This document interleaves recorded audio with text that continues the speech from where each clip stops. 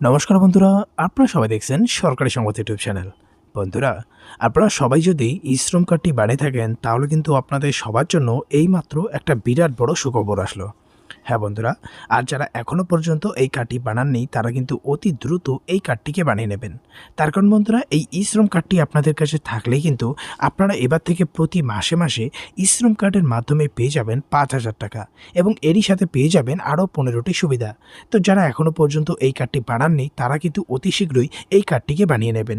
আর এই ৫,০০০ টাকা এবং ১৫টি সুবিধা কাল থেকে প্রত্যেক মাসে মাসে আপনাদের ব্যাঙ্ক অ্যাকাউন্টে পেতে আপনার কী করতে হবে? তো দেখুন বন্ধুরা, এই বিষয়ে এখানে হেডলাইনে বড় বড় করে বলা হয়েছে যে ই-শ্রম কার্ড থাকলেই পাবেন ৫,০০০ টাকা এবং এরই সাথে পাবেন ১৫টি সুবিধা। এই সুবিধাগুলি পেতে হলে কি কি কাগজপত্র লাগবে, কারা কারা এই সুবিধাগুলি পাবেন এবং কারা কারা পাবেন না, সেই সবটাই বিস্তারিতভাবে আপনাদের পুরোটা বুঝিয়ে দেব। তবে তার আগে বন্ধুরা, যদি আপনারাও আপনাদের বাড়ির প্রত্যেকের ব্যাঙ্ক অ্যাকাউন্টে এই ৫,০০০ টাকার সাথে ১৫টি সুবিধা পেতে চান তাহলে কিন্তু সবার প্রথমে ভিডিওটিকে একটি লাইক করে দেবেন, এর সঙ্গে লাল রঙের সাবস্ক্রাইব বাটনে ক্লিক করে পাশের বেল নোটিফিকেশনটা অল করে দেবেন। বন্ধুরা দেখুন, এই আর্টিকেলে প্রথমেই বলা রয়েছে যে ই-শ্রম কার্ড থাকলে আপনারা কি কি সুযোগ সুবিধা পাবেন। দেখুন বন্ধুরা, এখানে প্রথমেই বলা রয়েছে যে যাদের ই-শ্রম কার্ড বা শ্রমিক কার্ড রয়েছে তাদের ফ্রিতে কিন্তু চাকরিমুখী ট্রেনিং, আবাস যোজনার ঘর, অষ্টম শ্রেণী পাশের চাকরি, আর্থিক সাহায্য, স্বাস্থ্য বীমার সুবিধা পর্যন্ত দেওয়া হয়।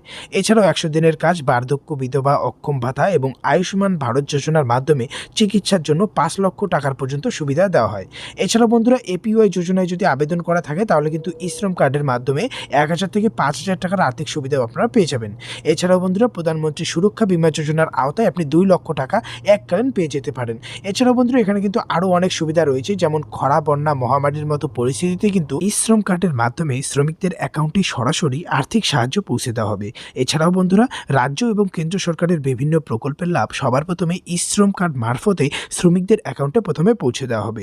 এছাড়াও আপনি যদি কখনো দুর্ঘটনার কবলে পড়েন তাহলে কিন্তু আপনি বীমা যোজনার সুবিধা পর্যন্ত পেয়ে যাবেন। বন্ধুরা, এখানে কিন্তু কিছু অসুবিধাও রয়েছে। দেখুন, বলা রয়েছে ই-শ্রম কার্ডের অসুবিধা।